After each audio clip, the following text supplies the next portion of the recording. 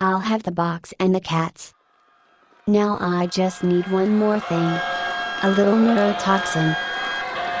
Hi everyone and welcome back to another video, where today we are revisiting the mystery of Doug Rattmann, possibly one of my favourite mysteries in Portal. Let's find out why. This video will contain spoilers for both Portal 1 and 2 and also for Death's Job. You've been warned. With that being said, let's begin. In the 1980s, Aperture was in financial turmoil, and while Cave Johnson, the company's CEO, could barely afford $7, let alone $70 million, he still went ahead and bought $70 million worth of moon rocks as it was found to be a good portal conductor. However, prolonged exposure to moon rocks was found to be poisonous, and Cave subsequently contracted moon rock poisoning. This prompted the company to begin work on AI, more specifically work to transfer Cave's mind to a computer, with somewhat sinister instructions that if he should die before it's possible to do the procedure, Caroline, his assistant and suspected partner, should be transferred instead, even if she doesn't want to. While it remains unclear if she chose to be transferred or was forced to, the murderous intent of GLaDOS to me says unfortunately she was forced to. This led to the creation of the genetic lifeform and disk operating system known as GLaDOS. GLaDOS was activated several times during development but be instantly turned off again due to instantly wanting to kill everyone the second she was activated, subsequently leading to the development of the red phone plan that is triggered in the event that GLaDOS will become hostile. Someone would sit by a red phone at the entrance to the central AI chamber and immediately kill power to the AI in the event she tried to kill everybody, something that would happen several times during development. Enter Doug Rattmann. Doug was a scientist at Aperture, originally working on the Aperture image format, and never wanted to work on GLaDOS as he didn't believe in AI. Doug was generally a skeptical man, however he unfortunately suffered from schizophrenia, which in his case would manifest itself as paranoia if he forgot to take his medication, with one example being he thought his co-workers were spying on him by placing cameras within cameras. He also suffered from anoscoria, which under immense stress would cause one of his eyes to dilate bigger than the other, which we can see several times during the Portal Lab Rat comic. During his time at Aperture, Doug became friendly with another scientist called Henry, who in contrast did work on the creation of GLaDOS and felt extremely lucky to be working on a quote-unquote hard frontier. One day Doug visited Henry to find out that GLaDOS had once again tried to kill everyone, and so in response to this they developed AI inhibition technology, more specifically a core that acted like a consciousness in an attempt to suppress the murderous intent in GLaDOS the moment she was activated. However, Doug still remained skeptical, citing you can always ignore your conscious. The scientist tried once again activating GLaDOS, this time with the morality core fitted. Doug anxiously watched from the sidelines as this happens. This time, however, GLaDOS didn't immediately try to murder everyone. In fact, after what seems like eternity, GLaDOS actually speaks, saying she's lost all interest in killing and only craves science, particularly around the study of consciousness. GLaDOS then says she wants to do an experiment during the Bring Your Cat to Work day, stating that while she'll have the box and the cats, she needs one more thing, a little neurotoxin, to which Henry, for unknown and what would be deadly reasons, agrees. As soon as control of the neurotoxin was passed to GLaDOS, just as Doug warned, she ignored her conscious. The box and the cats being a metaphor for the facility and the scientist, she immediately locks down the facility and releases the neurotoxin, killing everyone. Doug, unable to do anything, runs for his life, spending the next 2 weeks evading GLaDOS by hiding in the maintenance areas of the facility that are not controlled by GLaDOS. Over these next 2 weeks, GLaDOS will try increasingly manipulative tactics to get him out of hiding to presumably kill him, even reading his medical records to find out about his schizophrenia and trying to convince Doug that it's all in his head. As he saved the last of his medicine for when the time was right, he was slowly starting to feel the effects of his condition, which GLaDOS took full advantage of, which was pure evil. However, what GLaDOS didn't realise was this taunting actually gave way to a downfall, as it sparked an idea in Doug when GLaDOS said she would mark him as bad on his file. Running through the facility, avoiding the turrets GLaDOS had placed at key areas, he burst into the file room where all records of test subjects are kept. Frantically reading through the files, he needed someone who could take on GLaDOS, all the while GLaDOS continuing to taunt him. Blocking the AI out, he finds one file that stands out from the rest, a test subject called Shell, who had initially been rejected for testing as she's abnormally stubborn, the file specifically pointing out that she never gives up.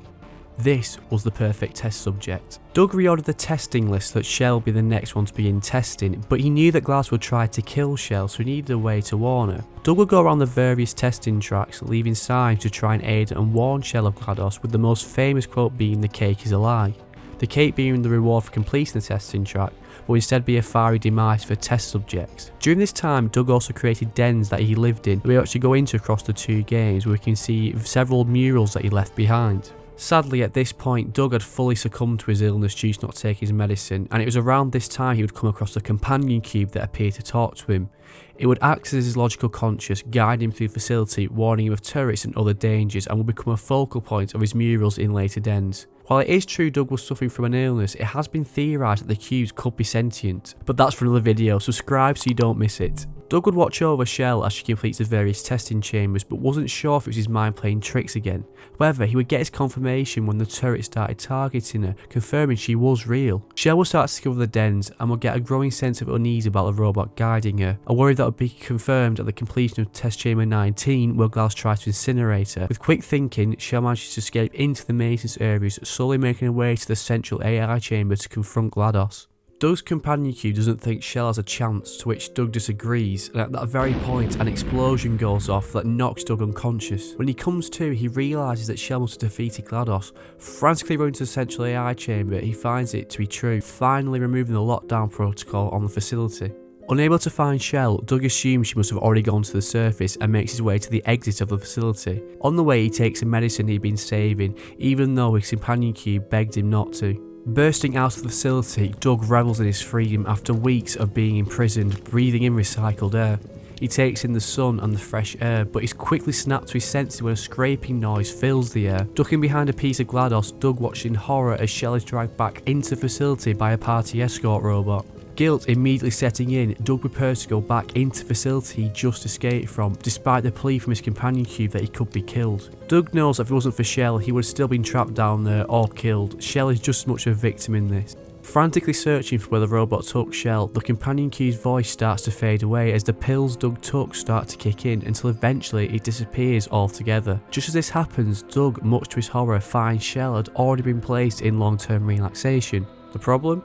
The explosion had destroyed the main power grid, meaning not only was Shell's life support system offline, but so was every other test subject's life support system in long-term relaxation. Doug realises that there's even a small chance he can save Shell, he must get to the cryo control room, but turrets blocked the way. This time it didn't have his cube to help him, and had come to rely on it during his stint in the facility. Doug struggled to come to a decision as the cube had acted as logical conscious. Now he was on his own and sadly got hit by a turret as he ran across the room, slowly falling unconscious despite his best efforts. Slowly coming around, once again his cube was talking to him, signalling enough time had passed that his medicine had worn off, meaning he had even less time to come up with a solution. His cube suggested patching a cryo unit into the reserve grid. The issue is that there'll be no wake-up date, she'll be in permanent cryostasis, but it would save her. Asking for forgiveness, Doug knew this was the only solution as he couldn't get to the cryo control centre. Dragging himself to the console, he patched a unit into the reserve grid with the little energy he had left. Doug, now knowing he had done all he can, suddenly felt a sense of tiredness he could not put into words. Deciding he would go into a cryo chamber for a rest, with his cube in agreement that he'd earned it. Doug enters a cryopod and goes to sleep. There are several mysteries surrounding Doug and the implications of his actions. However, arguably the most important one is he still alive? This is where I would love to hear your thoughts on if both Doug is alive and the implications of his actions. For example, he only patched Shell's vaulting despite all the long-term relaxation vaults being offline. Does that mean other test subjects died? Leave a comment below. Anyway, from our research, I'll now present both the arguments for and against him still being alive, firstly starting with the arguments for him not being alive. Firstly, while he did get to a short-term relaxation chamber, as far as I'm aware, these don't actually heal the person, they simply act as a cryopod, allowing people to sleep for a specified period of time. This would have meant he would continue to bleed out from his wound, which leads me on to the second point, that it's unclear that even if assuming it has some sort of healing factor, that the pod even had power, as the comic pointed out the main power grid blew, resulting in a loss of power for long-term relaxation vaults, which could just as easily have happened for the short-term relaxation vaults. Now onto the arguments that he is alive. Probably the most famous reason is in Portal 2 we can actually hear Rattmann speak. While it's still debated when exactly Portal 2 takes place, it's safe to assume that at the very least enough time has passed that if he had bled out it would have been fated by the time Shell had woken up. Another detail noted with this particular den is that it's under a vent, giving the impression that the voice is coming from another room close by, and it's above a corridor we can portal down to that has several exits, with one of them leading to an observation room where a door has been prized open. I think this is intentional by developers to give the impression Doug is still watching us and running around the facility. Finally, although there's more opinion based, during the turret opera we can see one of Wheatley's cubes silhouetted. However, the way it's silhouetted could easily be mistaken for Doug hunched over with the cube on his back. While this is definitely Wheatley's cues, I think developers put it in to make you double check, as it would be easy to mistake it for Doug, given the sense that Doug could still be around the facility. Anyway, thanks for watching. If you enjoyed, a like and subscribe would be great. Check out here to see why I don't think Portal 2 deserved the reviews it got, and I'll see you next time.